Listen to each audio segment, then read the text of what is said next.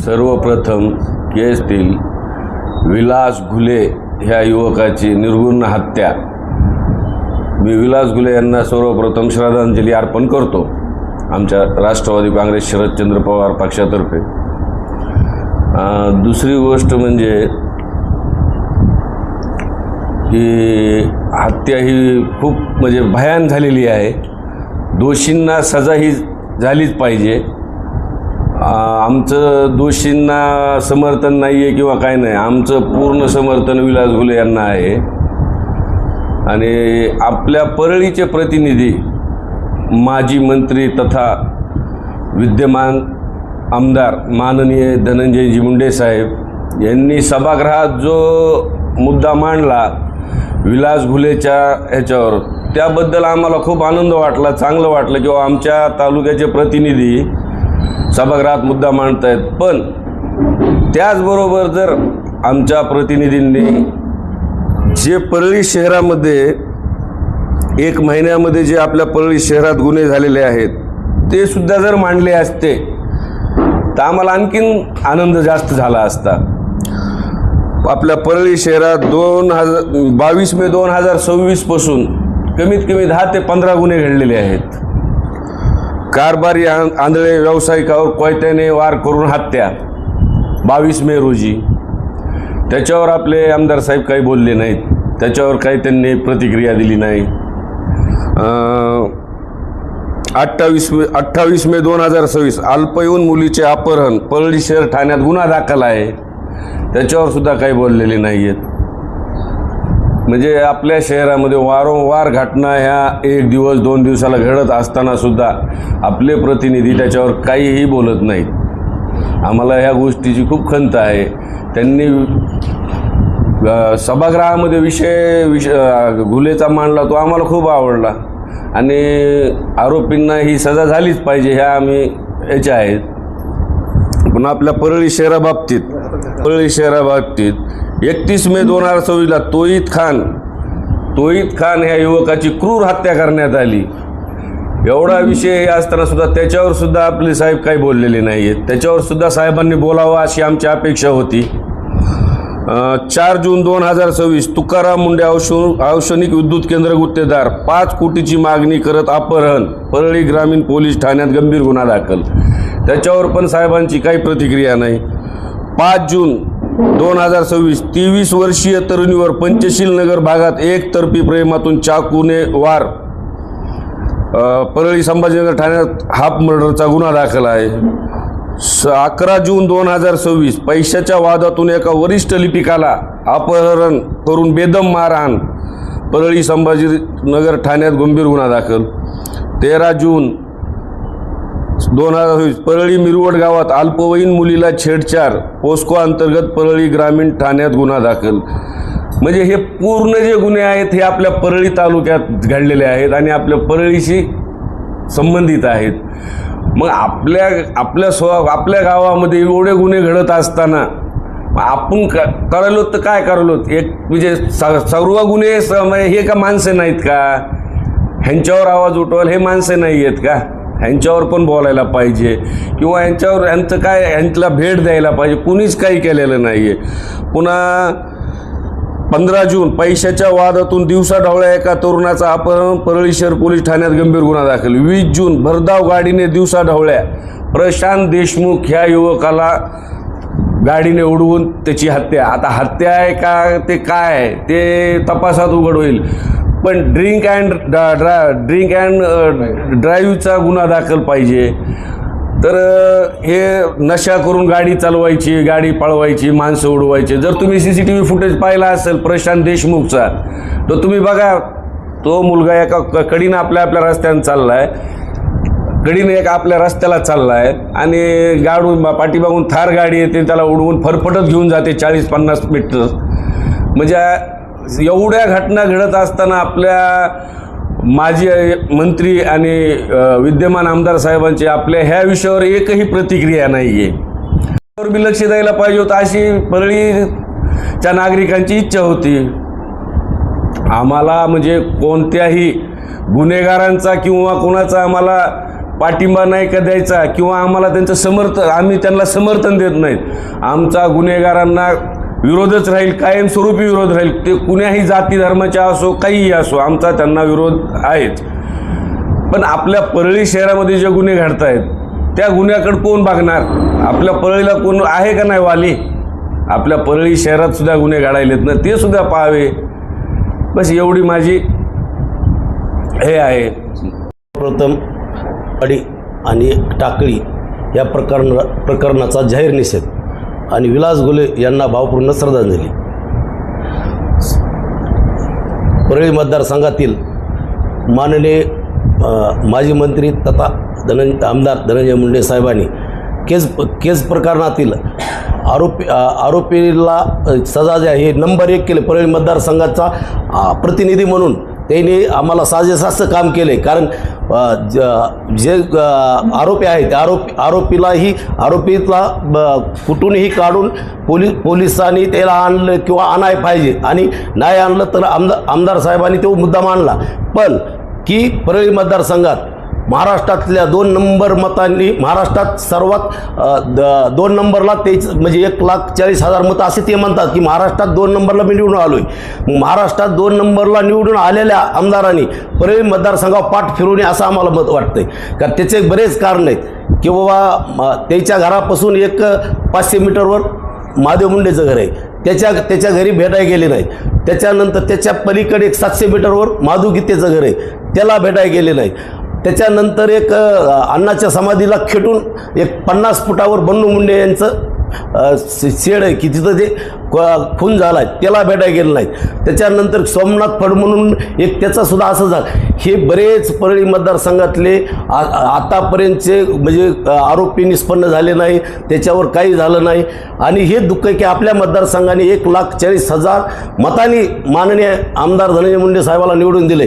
त्यांनी मतदारसंघावर पुतण्या मावशीचं प्रेम करू नये, मतदारसंघावर हे आईचं प्रेम करावं ही अशी आमची इच्छा आहे. आणि त्याच्यामध्ये एक आहे, आता परळीत ज्यावेळेस महाविकास आघाडीच्या वेळेस मंत्री होते त्यावेळेस म्हणले परळीत MIDC येणार.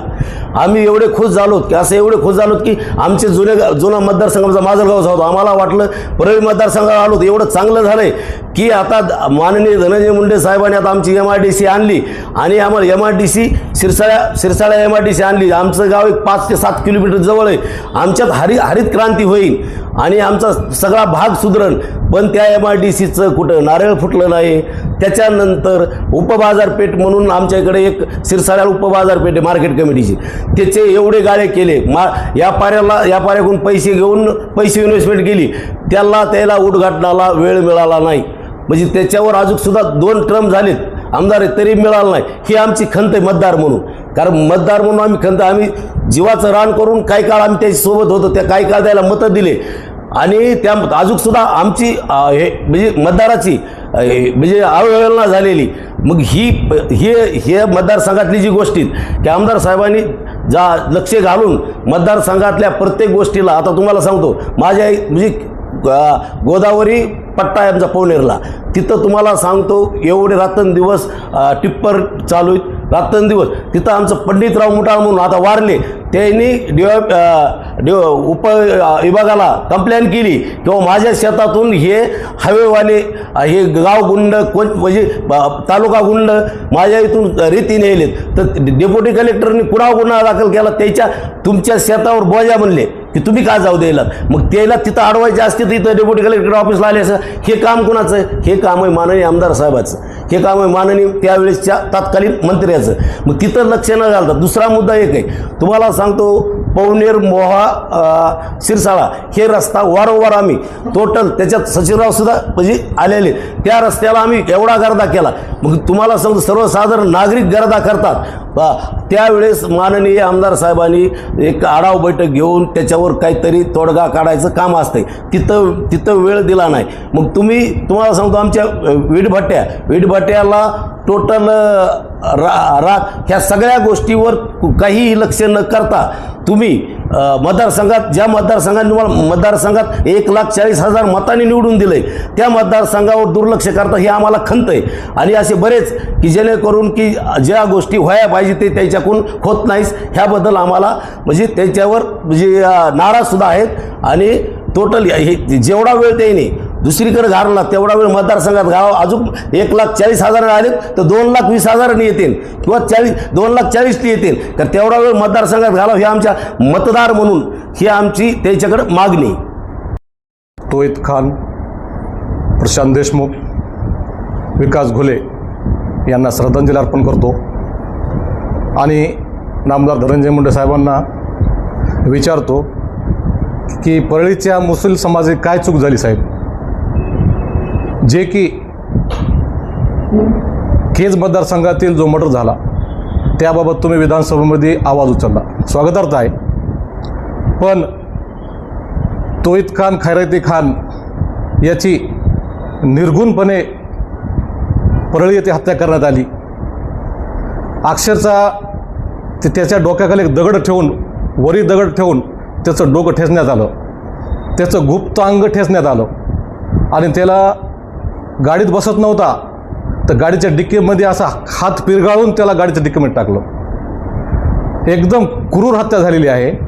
आणि परळी मतदारसंघाचे आपण आमदार आहात. विकास घोलेचं विधानसभेमध्ये बोलत असताना साधं फक्त एक लाईन जर आपण म्हणली असती की तोहिद खानची सुद्धा चौकशी झाली पाहिजे तर मुस्लिम समाज परळीचा सुखावला असता.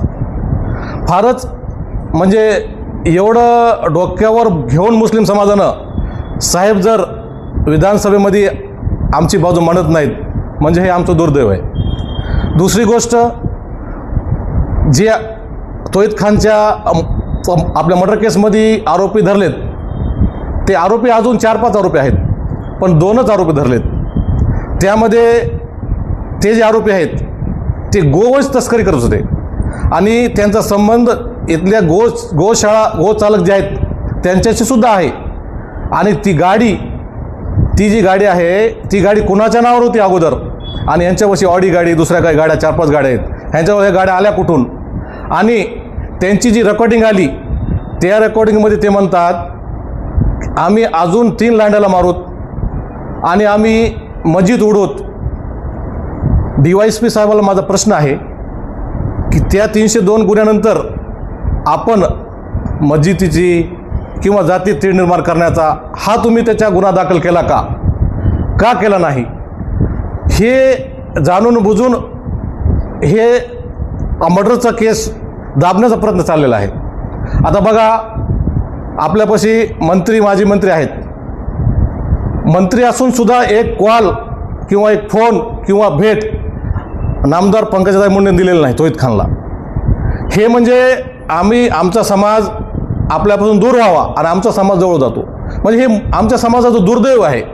आता बघा तुम्ही, परळीमध्ये ती गाडी रात्री 1 वाजेपर्यंत फिरली. रात्री 1 वाजेपर्यंत ती गाडी फिरली. आरोपीचा CDR चेक केलेला नाही, आरोपीची CCTV फुटेज चेक केलेलं नाही, आरोपीची कोणत्या गाडीत फिरतो, त्या कोणाच्या गाड्या आहेत, आरोपी गोवंश तस्कर आहे, आरोपीची रेकॉर्डिंगमध्ये म्हणतो की आम्ही मस्जिद पाडू. हे म्हणजे हे जाणून बुजून हे षडयंत्र आहे. आणि हे फक्त 302चा गुन्हा नाही तर हे त्यांनी मस्जिदचा आणि जाती तीळ निर्माण करण्यास सुद्धा यांनी गुन्हा दाखल करायला पाहिजे. आणि यामध्ये पोलिसांनी मस्जिदीचा आणि 3 माणसाला मारतो ह्याचा सुद्धा FIR मध्ये उल्लेख केला पाहिजे, पण त्यांनी तसं काही केलेलं नाही. जिथे घडलेली दुर्दैवी घटना जी आहे तिची ही खूप दुर्दैवी आहे.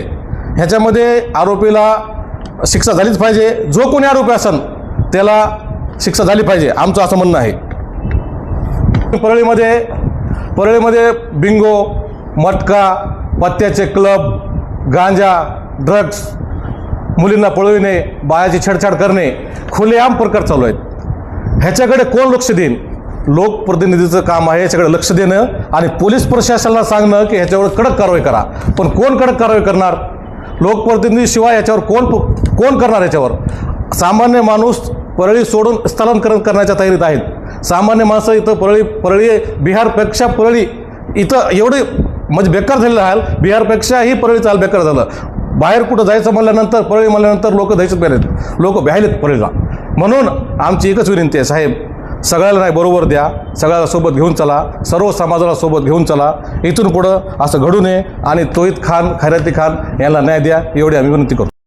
विधानसभेमध्ये जी विकासाची गंगा व्हायला पाहिजे असते, तर त्याच्यापेक्षा असं वाटतंय आम्हाला की आमच्यापाशी एक कॅबिनेट मंत्री आहे, एक आमदार आहेत, यांचा प्रत्येक ऑफिसच्या मीटिंग असायला पाहिजेत, पोलीस स्टेशनवर वचक असायला पाहिजे, कृषी विभागावर वचक असायला पाहिजे, तहसीलदारावर वचक असायला पाहिजे. अहो, आमचा तहसीलदाराला 3-3 वर्ष झालं इथं आम्ही अर्ज केलेले आहेत की रस्ता द्या, बांध रस्ता द्या. आज बांध रस्ता द्या, शेतकऱ्याला आता पाऊस पडायला आता रस्ते नाहीत. इकडे आमच्या मंत्र्यांचं किंवा आमच्या आमदारांचं लक्षच नसते.